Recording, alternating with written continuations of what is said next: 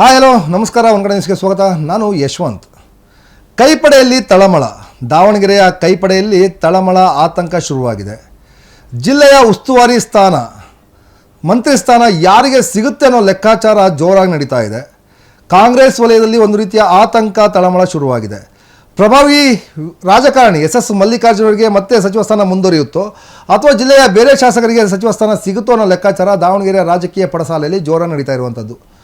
So ಯಾರೆಲ್ಲ ಅಧಿಕಾರವನ್ನು ಹಿಂದೆ ಅನುಭವಿಸಿದ್ರು, ನೆಕ್ಸ್ಟ್ ಯಾರಿಗೆ ಅಧಿಕಾರವನ್ನು ಕೊಡಬೇಕು ಅನ್ನೋ ಲೆಕ್ಕಾಚಾರ ಕೂಡ ದಾವಣಗೆರೆಯಲ್ಲಿ ಜೋರಾಗಿ ನಡೀತಾ ಇದೆ.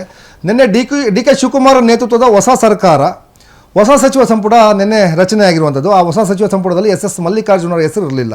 ಹಾಗಾಗಿಯೇ ದಾವಣಗೆರೆಯಲ್ಲಿ ಸಾಕಷ್ಟು ಚರ್ಚೆ ನಡೀತಾ ಇರುವಂಥದ್ದು. ರಾಜ್ಯದಲ್ಲಿ 17 ಮಾಜಿ ಸಚಿವರಿಗೆ ನಿನ್ನೆ ಕೋಕು ಕೊಡಲಾಗಿರುವಂಥದ್ದು. ಅಂದರೆ ಅವ್ರನ್ನ ಹೊರಗಡೆ ಇಟ್ಟು ಕೇವಲ ಒಂದಷ್ಟು ಜನ ಸೀಮಿತವಾಗಿ ಮಾಡಿಕೊಂಡು ನಿನ್ನೆ ಪ್ರಮಾಣ ವಚನವನ್ನು ಸ್ವೀಕಾರ ಮಾಡಿದ್ದು.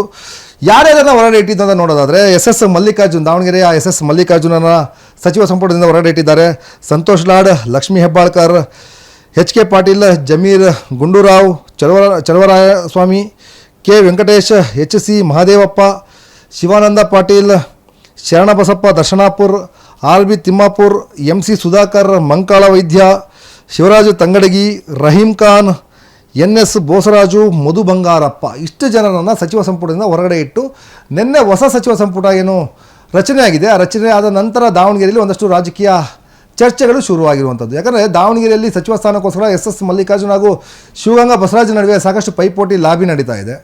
ಎಸ್ ಮಲ್ಲಿಕಾರ್ಜುನ ಅವರಿಗೆ ಈ ಸಲ ಹೊಸ ಸಚಿವ ಸಂಪುಟದಲ್ಲಿ ಕೋಕನ್ನು ಕೊಟ್ಟು ಹೊಸ ಶಾಸಕರಿಗೆ ಸಚಿವ ಸ್ಥಾನವನ್ನು ಕೊಡಬೇಕು ಅಂತೇಳಿ ದಾವಣಗೆರೆಯ 3 ಜನ ಹೊಸ ಶಾಸಕರು ಕೂಡ ಕೇಳ್ಕೊಳ್ತಾ ಇರುವಂಥದ್ದು. ಅದರಲ್ಲೂ ಕೂಡ ಮೊದಲನಾಗಿ ಶಿವಗಂಗಾ ಬಸವರಾಜ್, ಚನ್ನಗಿರಿ ವಿಧಾನಸಭಾ ಕ್ಷೇತ್ರದ ಶಾಸಕ ಶಿವಗಂಗಾ ಬಸವರಾಜ್ ಈ ಬಾರಿ ಹೊಸ ಶಾಸಕರಿಗೆ ಅವಕಾಶ ಕೊಡಿ ಅಂತ ಕೇಳ್ಕೊಳ್ತಾ ಇದ್ದಾರೆ. ಹಾಗಾಗಿ ದಾವಣಗೆರೆಯಲ್ಲಿ ಒಂದಷ್ಟು ಹೊಸ ಲೆಕ್ಕಾಚಾರ ಆಗ್ತಾಯಿದೆ. ಅವರವರ ಅಭಿಮಾನಿಗಳು ಸೋಷಿಯಲ್ ಮೀಡಿಯಾದಲ್ಲಿ ಇವರು ಸಚಿವರಾಗಬೇಕು ಅಂತ ತುಂಬ ಪೈಪೋಟಿಯನ್ನು ಮಾಡ್ತಿದ್ದಾರೆ, ಜೊತೆಗೆ ವೈರಲನ್ನು ಮಾಡ್ತಾ ಇರುವಂಥದ್ದು. ಆದರೆ ಈ ಒಂದು ದಾವಣಗೆರೆ ವಿಚಾರಕ್ಕೆ ಬಂದಂಥ ಸಂದರ್ಭದಲ್ಲಿ ಎಸ್ ಮಲ್ಲಿಕಾರ್ಜುನ್ 4 ಬಾರಿ ಶಾಸಕರಾಗಿರುವಂಥದ್ದು.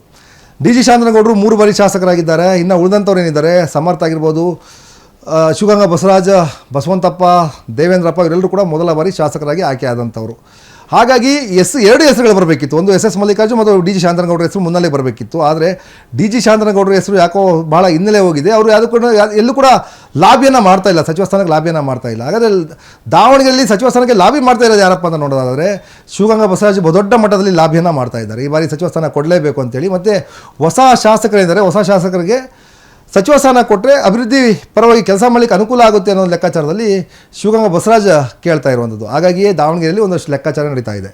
ಎಸ್ ಮಲ್ಲಿಕಾರ್ಜುನ್ ಈಗಾಗಲೇ 4 ಬಾರಿ ಶಾಸಕರಾಗಿದ್ದಂಥವ್ರು. SM ಕೃಷ್ಣ ಸರ್ಕಾರದಲ್ಲಿ 1 ಬಾರಿ ಸಚಿವರಾಗಿದ್ದರು.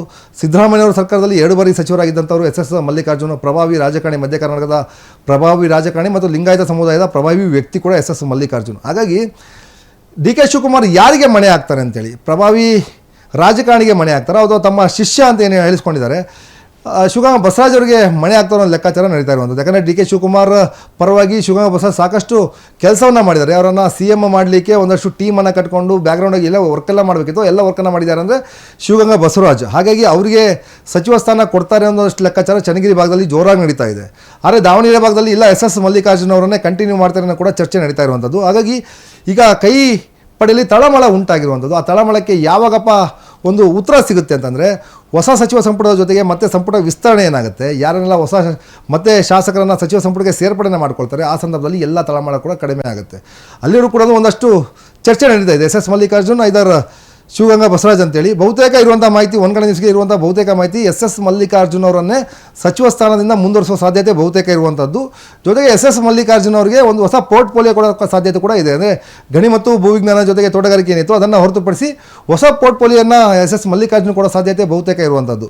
ಸೊ ನೋಡೋಣ ಯಾವುದೆಲ್ಲ ಪೊಲಿಟಿಕಲ್ ಡೆವಲಪ್ಮೆಂಟಲ್ಲಿ ಏನೆಲ್ಲ ಬದಲಾವಣೆ ಆಗುತ್ತೆ, ಅಥವಾ ಎಸ್ ಮಲ್ಲಿಕಾರ್ಜುನ್ ಅವರಿಗೆ ಕೊಟ್ಬಿಟ್ಟು ಶಿವಗಂಗಾ ಬಸವರಾಜನನ್ನು ಸಚಿವ ಸ್ಥಾನಕ್ಕೆ ತರ್ತಾರಾ, ಏನೆಲ್ಲ ಡೆವಲಪ್ಮೆಂಟ್ ಆಗುತ್ತೆ, ಎಲ್ಲ ಡೆವಲಪ್ಮೆಂಟನ್ನು ಕೂಡ ನಾವು ಒಂದ್ಕಡೆ ನ್ಯೂಸ್ನಲ್ಲಿ ತಿಳಿಸ್ತಾ ಹೋಗ್ತೀವಿ. ಅಲ್ಲಿವರೆಗೂ ನೋಡ್ತಾ ಇರಿ ಒಂದ್ಕಡೆ ನ್ಯೂಸ್.